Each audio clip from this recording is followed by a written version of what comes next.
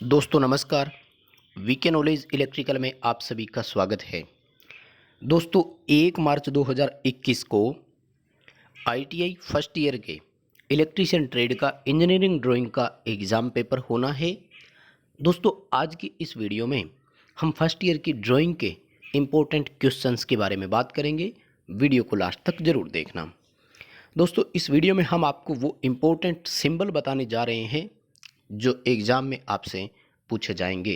एक क्वेश्चन ऐसा आएगा जिसमें आपको सिंबल्स बनाने होंगे और ये सिंबल 5 या 10 आपसे बनवाए जाएंगे। 10 या 15 ऑप्शन आपको वहाँ पर मिलेंगे, कोई भी आप 5 या 10 सिंबल बना सकते हैं।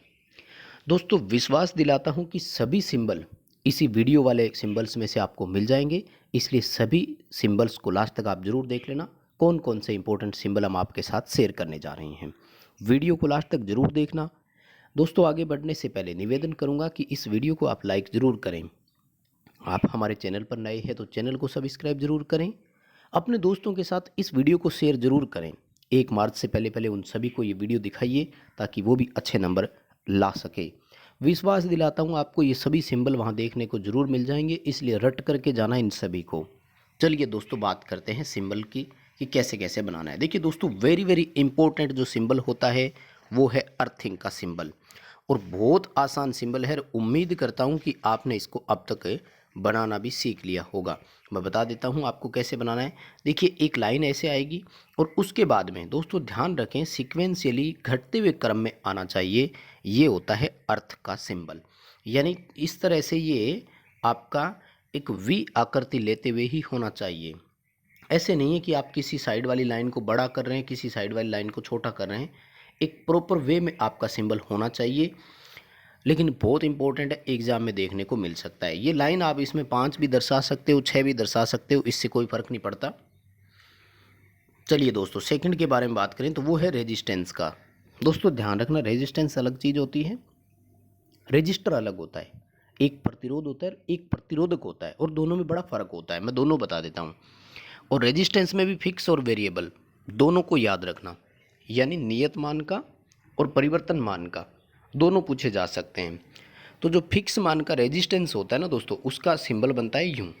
और साथियों ये कोशिश करें आप कि जिस ओर से एंड को आपने ऊपर उठाया है, तो जिस एंड पर आप समाप्त करते हैं वो एंड आपका नीचे की ओर हो। ऐसा नहीं कि आपने ऊपर के एंड से स्टार्ट किया था तो ऊपर के एंड से ही समाप्त करें, ऐसा ना करें, ठीक है। तो ये तो है आपके रेजिस्टेंस का सिंबल, और ये कहलाता है फिक्स मान का रेजिस्टेंस। जब वेरिएबल रेजिस्टेंस का आ जाए तो इसमें एक आपको एरो मार्क और दर्शा देना है, वो वेरिएबल बन जाएगा। यानी अलग से और कुछ नहीं करना, रेजिस्टेंस के सिंबल में ही आपको एरो मार्क कर देना है। यदि फिक्स और वेरिएबल का ना लिखा हो तो आप दोनों बना करके आएँ पेपर में, ये भी ध्यान रखें। चलिए अब बात करते हैं रजिस्टर के बारे में। तो दोस्तों रजिस्टर का सिंबल जो होता है ना, वो एक खाली ओपन बॉक्स की तरह होता है। ध्यान रखना इसके बीच में से यदि अपन इस तरह से लाइन दर्शा देते हैं तो वो तो बन जाता है फ्यूज, और अगर बीच में से खाली हो तो वो बन जाता है रजिस्टर। ये फिक्स मान का है, ये वेरिएबल रेजिस्टेंस हो रजिस्टर हो गया।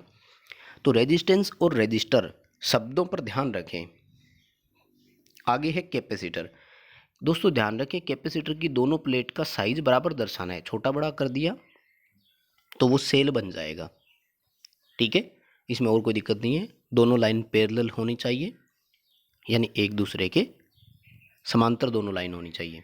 इसमें जब बीच में तीर का निशान बना दोगे तो क्या बन जाएगा, वेरिएबल मान का बन जाएगा। इसमें आपको कहीं कोई दिक्कत नहीं आएगी।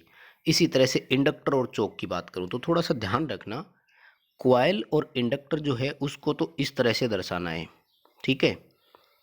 ये फिक्स मान का हो गया, बीच में एरो कर दोगे तो वो हो गया वेरिएबल। इसको दोस्तों बनाते समय थोड़ा सा ध्यान रखें, पूरी तरह से टर्न आपका जो आ रहा है ना वो बिल्कुल एक सीक्वेंस में आना चाहिए। इसमें कहीं कोई दिक्कत नहीं होनी चाहिए। 2-4 बार ट्राई करना, बन जाएगा। लेकिन दोस्तों यदि चोक की मैं बात करूं तो चोक के सिंबल को थोड़ा सा अपन अलग दर्शाते हैं।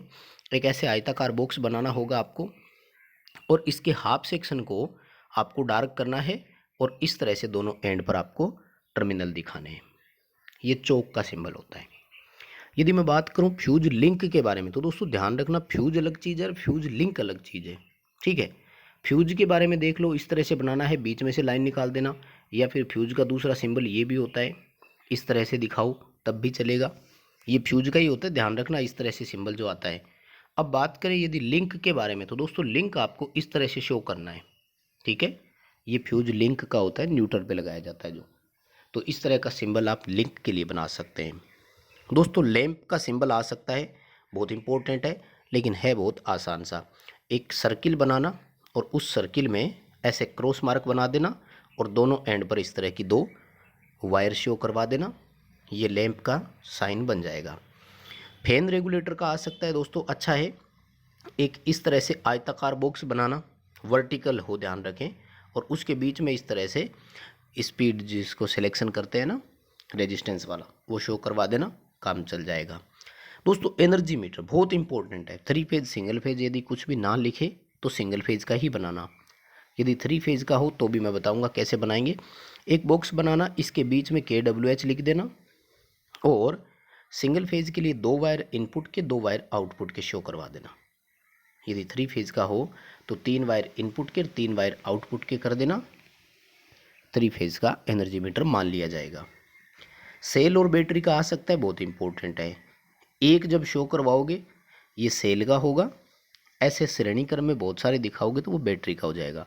इसमें ध्यान रखें प्लस और माइनस भी लिखने हैं आपको, ठीक है। तो ये तो था सेल। अगर आप इसको बैटरी बनाना चाहते हैं तो फिर इस तरह से उसमें 2 या 3 शो करवा देना, ये आपका बैटरी का हो जाएगा। एक ही बात है, दोनों एक जैसे ही होते हैं।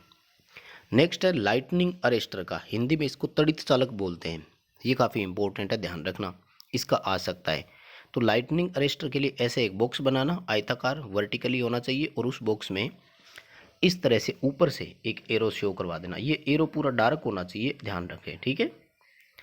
आप बुक में से भी इसको अच्छे से पढ़ करके जाएं, तभी आपको बहुत अच्छे से याद रहेगा, या बहुत अच्छे से आप इसको समझ पाएंगे।